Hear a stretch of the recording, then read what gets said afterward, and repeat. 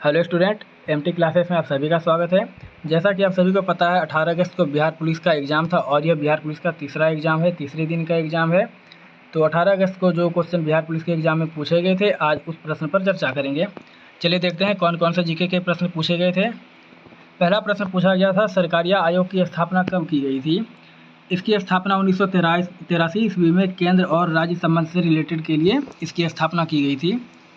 अगला प्रश्न है, अमीबा किस विधि द्वारा भोजन प्राप्त करता है? अमीबा कूटपाद विधि द्वारा अपना भोजन प्राप्त करता है। अगला प्रश्न पूछा गया था, आर्यभट्ट पुरस्कार 2024 किसे प्राप्त हुआ है? यह पुरस्कार पावुलुरी सुब्बाराव को प्राप्त हुआ है।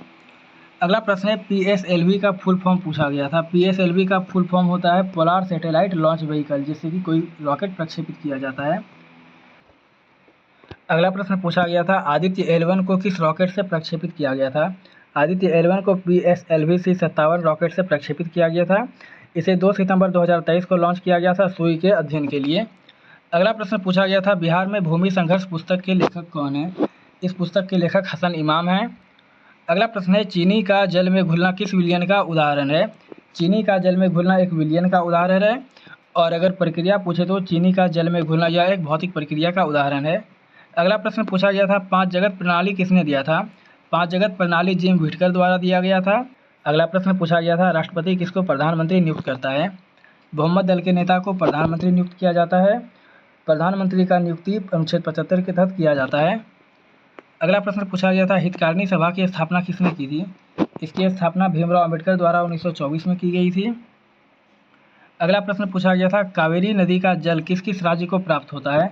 कावेरी नदी का जल कर्नाटक, तमिलनाडु और केरल राज्य को प्राप्त होता है। अगला प्रश्न पूछा गया था, एल कोष में कितने इलेक्ट्रॉन होते हैं? एल कोष में टोटल 8 इलेक्ट्रॉन होते हैं। अगला प्रश्न है, पूर्व पश्चिम गलियारा में बिहार का कौन सा शहर स्थित नहीं है? इनमें से बिहार का पटना शहर इस गलियारे पर स्थित नहीं है। अगला प्रश्न है, राज्यसभा में चुने जाने वाले प्रतिनिधि का विवरण किस अनुसूची में है? इसका उल्लेख अनुसूची 4 में है।